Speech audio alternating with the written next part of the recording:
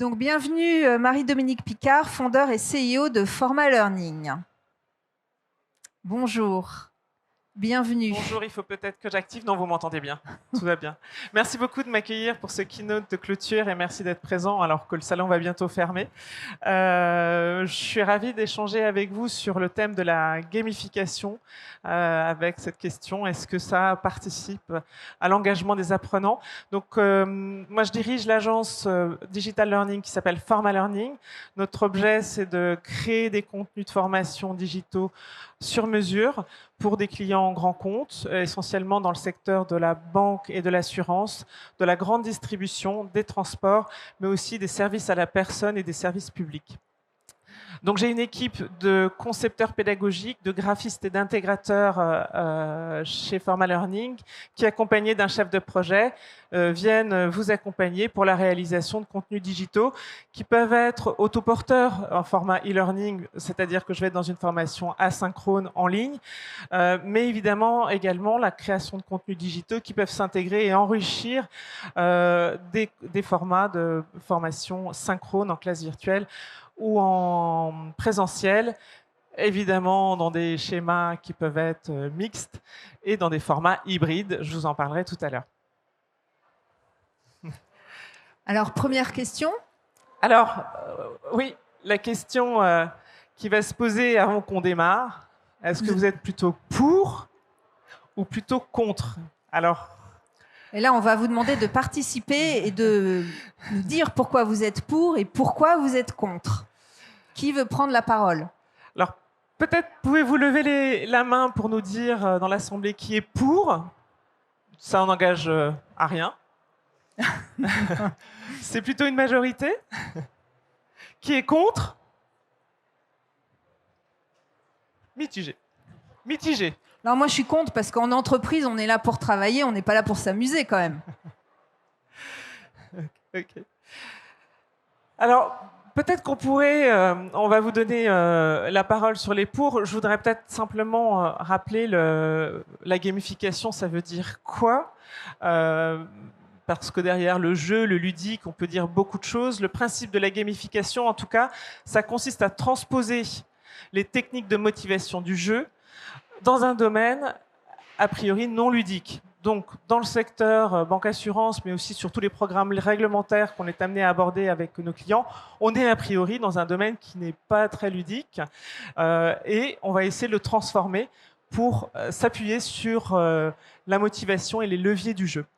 Donc, est-ce que vous avez peut-être quelques idées ou suggestions pour répondre pourquoi?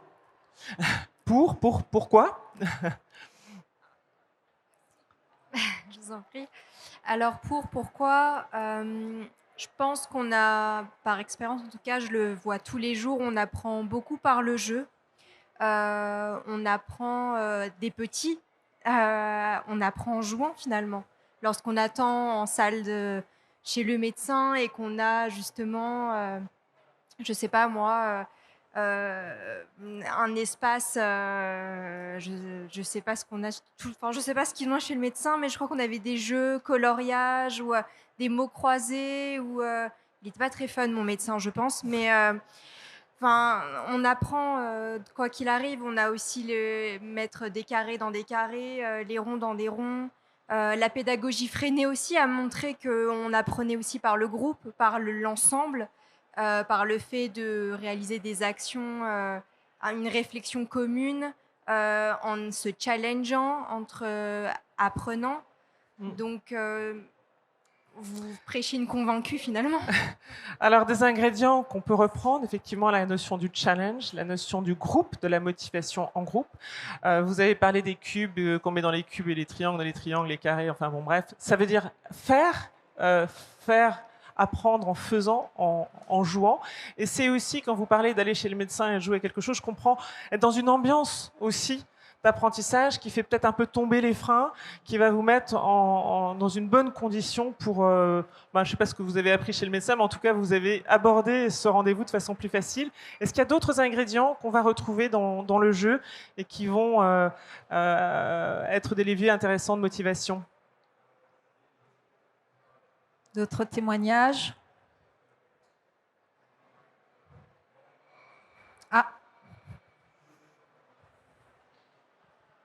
Bonjour, merci. Je pense qu'il y a le côté récompense qui peut être intéressant aussi. Oui, tout à fait. C'est un des leviers du jeu, effectivement, obtenir une récompense, être gratifié dans ses efforts, obtenir un feedback. On a effectivement ces éléments-là dans le jeu. J'en ai repris quelques-uns ici, c'est peut-être pas complètement exhaustif, mais je pense que ça traduit ce que vous avez déjà évoqué. Il y a un premier point qui est la règle du jeu. On n'a pas parlé de ça. La règle du jeu, c'est fixer des objectifs, c'est se lancer dans une mission en sachant où je vais et qu'est-ce que je vais apprendre. Ça paraît assez essentiel dans un programme pédagogique. Quand on est dans une gamification, on va le lancer peut-être sous forme d'une mission, d'un défi, quelque chose, une interpellation forte qu'on va faire auprès de l'apprenant. On va effectivement récompenser les participants, c'est-à-dire leur apporter un feedback et les engager à réussir avec une récompense. Ça peut être toute nature de récompense.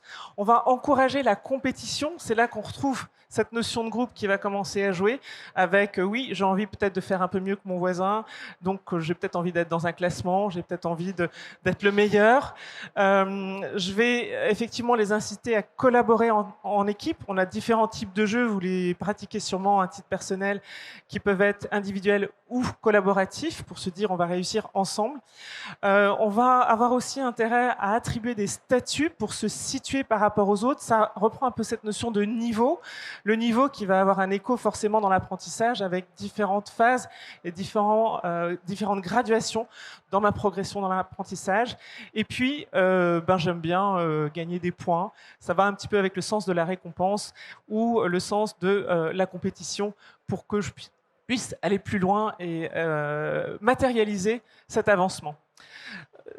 Un tout petit mot sur les contres, parce que contre, on n'est peut-être pas forcément complètement contre, vous me l'avez dit, mais peut-être un petit peu mitigé, ou en tout cas, il y a des limites à la gamification. Est-ce que vous avez, l'un d'entre vous, envie de me partager, a priori, ce que vous voyez comme limite ?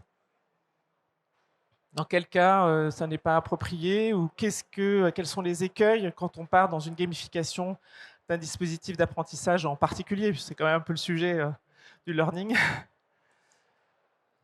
Des idées? Ça marche tout le temps, la gamification? On fait pas équipe, hein, mais merci de votre participation. Peut-être prendre le risque de se perdre dans le jeu, plus que dans l'apport pédagogique en lui-même, plus se concentrer sur la forme que le fond. Allez, impec. Très bien, merci beaucoup.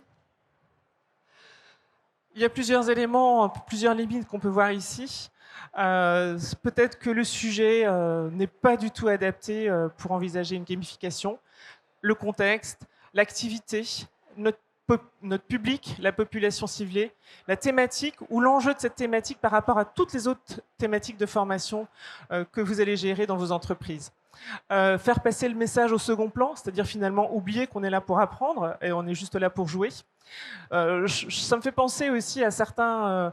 j'ai beaucoup animé aussi en formation présentielle et quand vous terminez votre formation, vous êtes content d'avoir des belles évaluations. C'est quand même, voilà, à la fin de la journée, on décompresse, on est content. Nos apprenants, ils ont passé, ou nos stagiaires ont passé une très belle journée. Ouais, c'est sympa, mais ça suffit pas, en fait. On peut avoir à certains moments, on parlait de collaboratif, mais on peut avoir aussi une tendance à l'individualisme, c'est-à-dire que je veux gagner et je veux gagner seul, donc je vais gagner dans mon coin et finalement je ne m'occupe pas de ce qui se passe autour de moi. On peut effectivement être focalisé sur l'acquisition de points ou d'une récompense, mais sans vraiment prendre la mesure de la progression pédagogique qui est en cours. Et puis effectivement, la complexité, soit ça peut être trop compliqué, soit finalement un peu trop simple, et notre sujet ou notre jeu fait plouf. Alors, je vous propose de vous montrer 2 exemples de réalisation, parce que je trouve que c'est aussi intéressant de vous faire réagir, de vous montrer 2 projets sur lesquels on a travaillé. Ils sont perfectibles, et peut-être que justement, ça peut être aussi l'occasion de se dire, voilà, est-ce qu'on a bien vu les choses ou pas?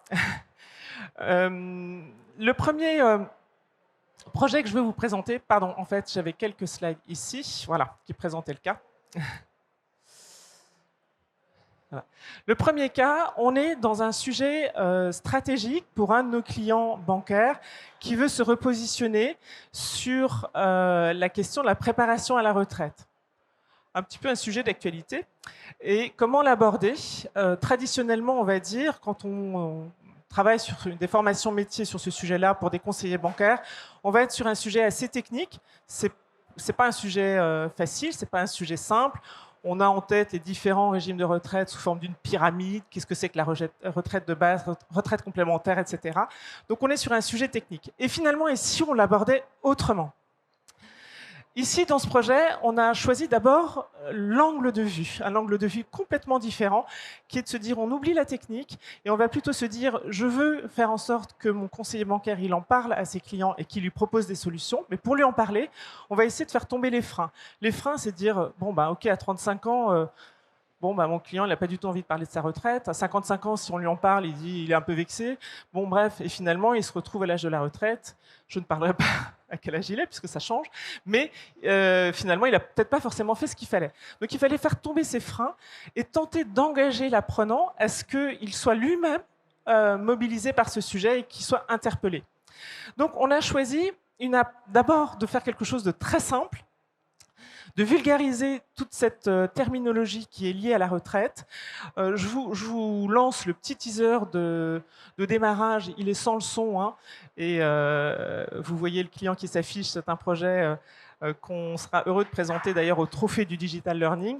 Et en fait, on a déjà essayé de faire passer un message, de dire on est sur un sujet qui n'est pas compliqué, qui est simple, avec un teaser qui se veut un peu comme la pub McDo, je ne sais pas si vous l'avez suivi, avec des mots-clés, des interjections et un dialogue qui se veut plutôt simple vis-à-vis du client. Et le point d'entrée, c'est le RIS. Alors, je ne sais pas si vous savez ce que c'est que le RIS. Eh bien, sûrement pas, puisque effectivement, c'est quelque chose qu'on ne connaît pas très bien. C'est le relevé de carrière. Chacun d'entre nous peut accéder à son relevé de carrière et trouver avec humour le stage qu'on a fait à 16 ans ou à 17 ans, les premières étapes de notre vie active, et qui va nous donner finalement l'ensemble des éléments qui nous permettront de nous projeter au moment de l'âge de la retraite. Donc la première chose, on a cet angle d'approche qui est très pragmatique. On va récupérer ce document et ce document, on va ensuite l'intégrer dans un simulateur. Et quand le simulateur va nous restituer finalement notre taux de remplacement à l'âge de la retraite, on va se dire OK, il manque 500 € par mois, 200 € par mois, ou plus ou moins. Et en fait, à partir de là, le conseiller bancaire va pouvoir mener une stratégie. Et donc, on se fiche de savoir à quelle caisse de retraite on cotise. Finalement, on est dans une approche très pragmatique. On prend un document, on fait la simulation et on obtient une réponse. Donc c'est comme ça qu'on a construit ce parcours avec un escape game en 3 étapes. La première étape, donc c'est 3 capsules de 15 minutes. La première étape, en fait, on va décrypter justement ce que c'est que ce RIS. Bizarre, personne n'en a entendu parler. Donc on est dans un labyrinthe et on va essayer de comprendre ce que c'est que ce document. En deuxième étape, on va rentrer dans la pyramide, mais pas pour parler des régimes de retraite, surtout pour accéder au simulateur et voir comment il fonctionne. Et en troisième étape, on va se repérer dans la jungle avec une table d'orientation qui va nous mener vers les différentes solutions d'épargne retraite. Et donc, c'est le moment de vous montrer à quoi ça ressemble en vrai. Hop. Le voilà, pardon. Donc, on a construit ici ces modules courts avec cette idée de partir dans un univers, vous l'avez compris, de recherche, d'enquête, où je vais aller chercher un certain nombre d'informations. On a joué sur les boutons pour qu'on ait une navigation qui soit un peu plus loin de celle qu'on observe habituellement dans un module e-learning. Donc, on va cliquer sur des objets qui sont à l'écran. Ici, je vais écouter un podcast qui va me lancer justement ma mission. On disait tout à l'heure, j'ai un objectif à atteindre, des objectifs à atteindre, et on va me lancer une mission. Donc là, évidemment, vous n'avez pas l'audio, c'est un peu compliqué quand on est en présentation de jouer aussi sur l'audio. Vous avez effectivement le professeur qui va ici nous lancer cette mission. J'en profite pour dire tout l'intérêt qu'on a à placer des podcasts dans des modules e-learning ou pour activer également ou enrichir des classes virtuelles, par exemple.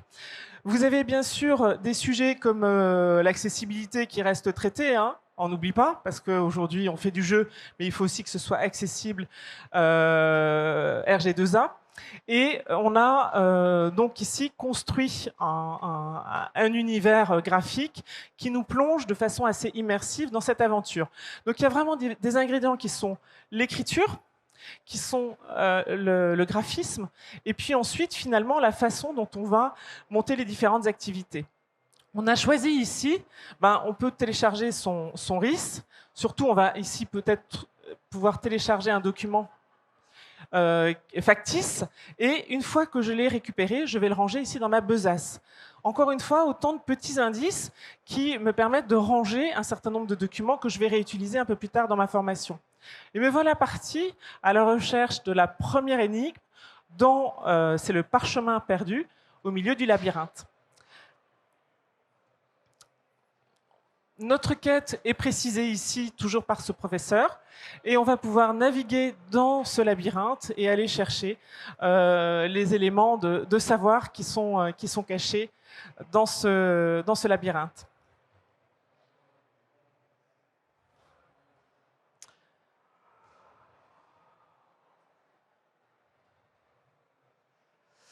Voilà, on sera accompagné dans cette formation par un compagnon qui s'appelle Iris, un petit jeu de mots sur la pyramide et le RIS. Et nous voilà partis. Je vous montre simplement une première activité et puis je vous montrerai ensuite peut-être un deuxième exemple pour comprendre. Donc là, je suis dans la découverte, je me déplace, je clique sur ce parchemin et en fait, ce bout de papier froissé que j'ai trouvé au milieu de ce labyrinthe va m'apporter la connaissance. Qu'est-ce que c'est que ce RIS? Eh bien, on est dans une démarche qui va être inductive, c'est-à-dire qu'on va me proposer un exercice pour que moi-même, je fasse appel à ma réflexion, peut-être à mes connaissances pour essayer d'avancer. On a choisi une activité ici qui est une activité qui ressemble à un mot croisé ou à un mot caché, qui est en fait un clic sur et qui va nous permettre de changer un petit peu des QCM peut-être classiques pour essayer de retrouver ce que c'est que le RIS, c'est le relevé individuel de situation. Je suis obligé de faire juste et de continuer, donc finalement, mon apprentissage va être récompensé par la suite. J'ai un feedback qui va être mon apport de connaissances. Et pour aller plus loin, mon compagnon, Iris, ici, me permet d'en savoir plus. On poursuit en fait ici, et on a plusieurs crans dans le détail de cet apprentissage.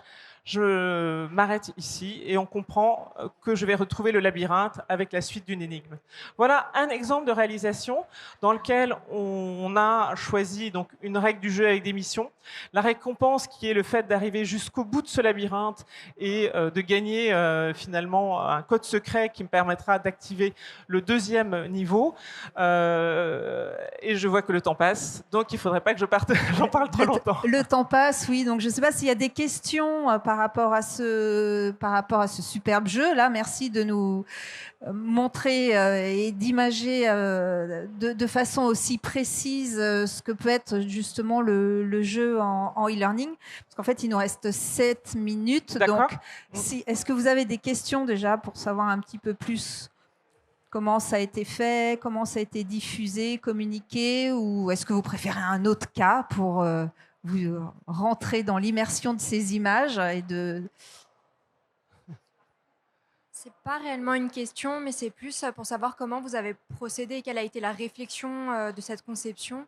Je vois que vous avez emprunté des codes du jeu vidéo, avec notamment la localisation, le fait de pouvoir avoir un objet à disposition dans une besace et ainsi de suite. Vous avez également utilisé, pourquoi seulement trois étapes? C'est pour simplifier, pour apporter, pour éviter ce côté trop complexe à un jeu classique ou Alors, en fait, on peut jouer, mais il ne faut pas non plus jouer trop longtemps. On est ici quand même dans un format qui est un format e-learning, donc complètement asynchrone. On a choisi 3 étapes, ça marche souvent assez bien en disant dans une première étape, je vais aller vers les savoirs. Qu'est-ce que je dois absolument savoir? La deuxième étape, c'est un peu classique, mais comment je vais m'en servir? je vais ici dans le simulateur. Et en 3, qu'est-ce que je peux en retirer? Je ne suis pas sûr du savoir-être, voilà. Mais qu'est-ce que je peux en retirer dans mon métier? Et je vais aller vers des solutions. Donc en fait, on a cette progression qui convient. Ce programme, il est suivi ensuite par des classes virtuelles dans lesquelles on va travailler sur des études de cas. Et là encore, on a cherché à avoir quelque chose de différent en utilisant un produit RISE pour faire un support d'animation en classe virtuelle. Ce qui était un petit peu différent, qui perturbe un petit peu le formateur au départ. Et après, il se dit, mais en fait, c'est 10 fois plus fluide et c'est intéressant. Juste un tout petit mot sur ce format d'ailleurs RISE pour l'animation d'une classe virtuelle. C'est qu'on a ici un produit qui est complètement hybride. C'est-à-dire que ça pourrait finalement être un e-learning, ça peut s'animer en classe virtuelle et ça peut s'animer en présentiel. Et ça nous paraît assez intéressant dans la mécanique de nos réflexions d'ingénierie pédagogique d'aller là-dessus. Alors on a emprunté les codes du jeu, c'est un storyline. Voilà, donc on n'a pas de GPS, tout ça c'est du faux. Donc voilà. Bien fait le faux. Hein. Est-ce qu'il y a d'autres questions pour ce témoignage? Donc j'entends une brique du coup fonctionnelle qui peut s'intégrer dans un programme plus global de différentes façons. Ouais. Et l'objectif en fait ici était atteint. Pourquoi? Parce qu'en fait ce qu'on cherchait à faire, c'est que notre apprenant finalement il ait envie de faire cette démarche pour lui-même. Et s'il l'a fait pour lui-même, eh bien finalement ça va être facile d'amener ses clients dans cette démarche-là. Donc en fait l'objectif caché derrière ce jeu, c'était que chaque participant télécharge lui-même son propre relevé de carrière sur Info Retraite, qui s'interroge sur la préparation à la retraite, avec plus ou moins de distance, avec plein de freins, mais au moins qu'il s'interroge de façon à en parler plus facilement avec le client. Donc on est vraiment dans une démarche plutôt de posture commerciale que de technique retraite, en fait, voilà, d'un sujet technique. Il faut savoir que c'est un programme qui est éligible DDA pour ceux qui connaissent un peu le secteur de l'assurance. Oui, voilà. Et donc, ça rentre dans les 15 heures de DDA, mais ça change un petit peu de ce qu'on peut faire habituellement. Et donc, ça veut dire aussi qu'au travers de ce jeu, on crée de l'événement, on propose quelque chose de complètement différent, et finalement, peut-être que demain, on pourrait faire du réglementaire autrement. Je vois que ça réagit. Merci pour ce témoignage. Du coup, on va peut-être passer, on va pas passer sur le deuxième cas, parce qu'il nous reste 3-4 minutes.